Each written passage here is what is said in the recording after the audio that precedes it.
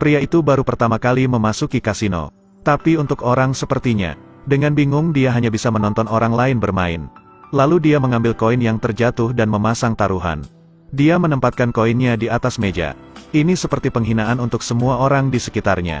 Kau hanya mempunyai satu koin. Tapi kau berani ikut dan tidak takut kalah. Jika kalah kau pulang saja. Jangan tagih dia sepeser pun. Aku akan membukanya. Dadunya menunjukkan 346. Itu tidak buruk. Pengocok saat ini tidak menyadari keseriusan dari masalahnya. Saat putaran selanjutnya dia tiba-tiba bertaruh untuk 3 angka 6 yang sama. Jika taruhannya benar, maka slot di seluruh meja akan menjadi miliknya. Tapi kemungkinannya sangat rendah. Petaruh yang meremehkannya pasti tidak akan menang. Semua orang terus mendesak pengocok dadunya. Akhirnya karena desakan massa, dia harus membuka tutupnya dengan sukarela. Benar saja, dadunya menunjukkan 3 angka 6. Semua orang segera melaporkannya. Pria yang tidak diketahui identitasnya telah menjadi pemenang terbesar malam itu. Dan bos kasino sedang melakukan transaksi barang antik. Satu barang ini harganya 3.000. Lalu dia berkata pada bos, barang ini akan terjual setidaknya 7.000 di Tianjin. Namun saat diskusinya belum berakhir, Tio Enhi tiba-tiba datang. Dia berkata bahwa pria di bawah telah memenangkan permainannya. Bos Huang sangat terkejut dan bertanya padanya, apakah dia orang penting? Tio Enhi mengatakan dia bukan orang penting. Tapi dia merasa bahwa pria itu telah curang. Saat ini pria itu datang ke ruangan sebelah untuk mengambil uangnya. Dia telah menjadi orang kaya. Lalu bos Huang diam-diam mengawasinya. Bos mempertanyakan latar belakang dari orang ini. Mereka pun telah melakukan penyelidikan padanya. Namanya adalah Ton Din An. Tapi pria ini sangat tidak terlihat konteksnya. Dia hanya memegang satu koin. Dan bermain untuk mempertaruhkannya. Jika tidak ada konteksnya, maka jangan salahkan dia karena bersikap kasar. Dia hanyalah sebuah pecahan. Bos menyuruhnya untuk mengikutinya dan berurusan dengannya. Lalu Ton Din mengambil kembali slotnya. Tapi Ton Din An langsung membual tentang kemenangannya. Sebelum meninggalkan kasino dia juga menjatuhkan beberapa koin. Lalu kasino pun berada dalam kekacauan. Ton Din masih terus melakukannya. Ketua yang mendengar kegaduhan bergegas meninggalkan barang antik dan berlari keluar. Dia memerintahkan bawahannya untuk membawa Ton Din An keluar. Karena tidak menghormati saudaranya. Di mana mereka? Aku tidak akan menantangmu lagi. Ketika kau berada di sini, keanehan pun terjadi. Namun jika guru memainkan kartu baru, tapi jika kau mencurinya itu masih menjadi milikmu. Dan kamu tidak bisa memenangkannya kembali. Saat ini mereka masuk lagi ke ruangan untuk melanjutkan diskusi harga. Tapi pada saat keduanya kembali, benda antiknya sudah tidak ada. Bos Huang menduga Ton Din telah mengambil kesempatan untuk mencurinya. Bos segera memerintahkan bawahannya untuk mengejarnya. Ton Din An sekarang telah menerima uangnya dengan sangat bahagia. Namun saat dia berbalik dia melihat seseorang sedang mengikutinya. Jadi dia segera kabur. Tapi dia malah memasuki jalan buntu.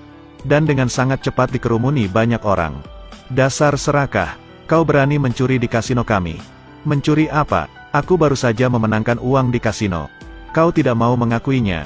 Katakan di mana barang antik itu. Barang apa? Barang itu adalah barang yang sangat berharga bagi bos kami. Lalu Tio Enhi bergegas mengambil tasnya. Namun Ton Din tidak bisa menyembunyikan tasnya. Lalu dia berkata bahwa dia akan berbicara. Awalnya dia ingin mengambil kesempatan untuk melarikan diri. Tapi dia langsung ditangkap. Bawahan itu segera mengambil barangnya.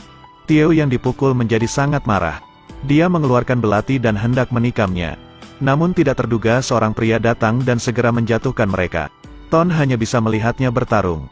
Melihat Tio hendak menyerangnya, pria itu memperlihatkan pistol di pinggangnya. Para bawahan itu telah dikalahkan. Mereka segera melarikan diri dari tempat itu.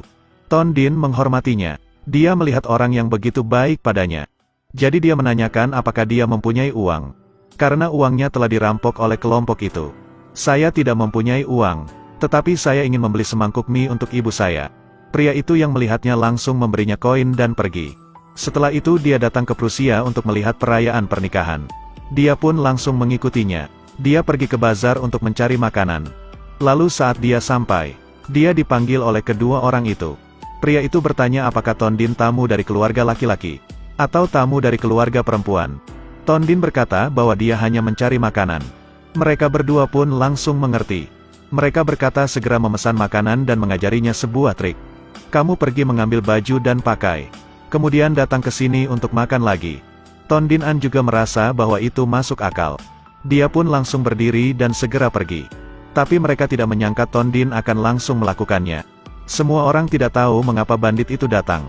Menantu pun melangkah maju untuk meredakan pengepungan. Hari ini adalah hari bahagiaku.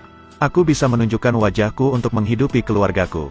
Siapa ayahmu? Ayah saya bekerja sebagai manajer dari pos Datan. Para bandit sama sekali tidak mengenal orang besar. Lalu Ton Din segera berbalik dan pergi. Tapi dia didorong kembali oleh bandit di pintu. Karena untuk menunjukkan siapa yang ada di sini hari ini. Mereka tidak membiarkan siapapun pergi. Pria tua itu memohon padanya. Dia membuat bandit itu kebingungan. Bandit itu ingin dia mengembalikan uangnya. Dia mengabaikan bandit itu memanggilnya apa. Pak Chow tidak mempunyai pilihan lain. Dia hanya bisa mengumpulkan uang dari semua orang. Dia mengambil 3.000 dong dari setiap orang. Dan berharap mereka bisa aman untuk beberapa hari.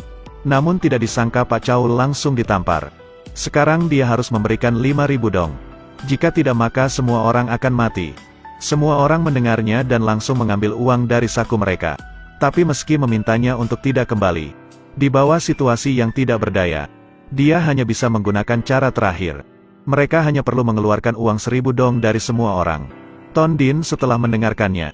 Dia berinisiatif maju dan mengamankan uangnya padanya. Kemudian meminta para bandit untuk membiarkan mereka keluar. Aku akan memperpanjangnya hingga sore.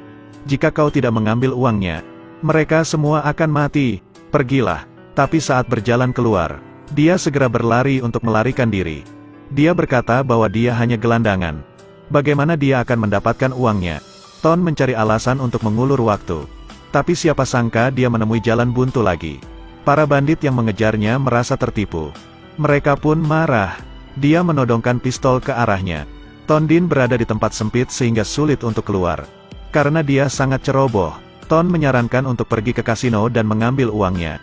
Ton akan mencoba keberuntungannya. Dia hanya meminta uang yang sebelumnya. Tapi di belakangnya ada para bandit. Pemilik kasino juga tidak bisa melakukan apapun. Bos mengeluarkan 200 koin untuk mereka. Tapi karena para bandit datang ke sini, malam ini mereka akan memainkan beberapa permainan. Apakah permainan Anda akan buruk? Aku tidak akan mempersulitmu.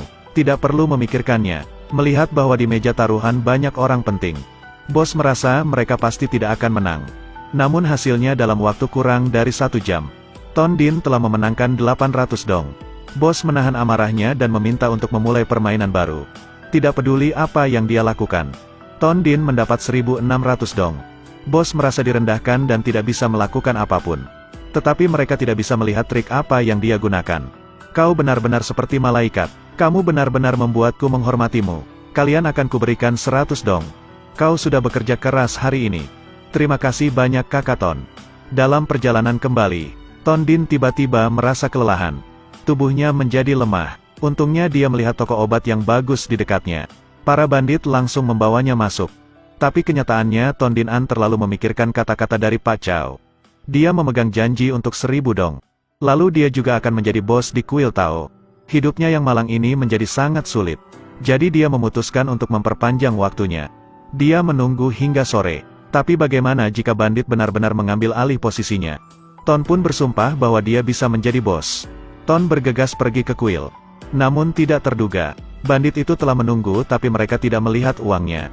Bandit yang bersama Ton segera menjelaskannya pada pemimpin bandit. Mereka menjelaskan bahwa Ton Din An hanya berpura-pura melarikan diri. Setelah itu Ton pergi dari mereka. Dan cerita pun berakhir. Terus ikuti Edelweiss Review untuk mendapatkan update cuplikan film berikutnya.